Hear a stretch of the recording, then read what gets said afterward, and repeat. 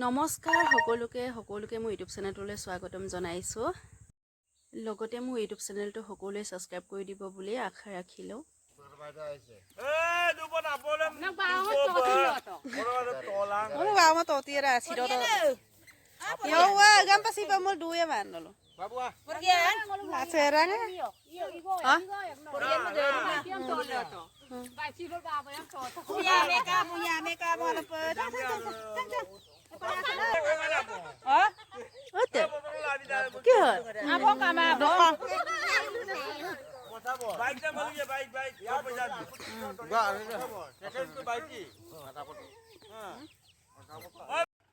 যিহেতু আমাৰ তিল কাটি আছে, এয়া টুটুৱে আমি এনেকৈ বহি থকা সময়তে টুটুহঁতেও আহি পালেহি তিল কটা জেগাৰ পৰা।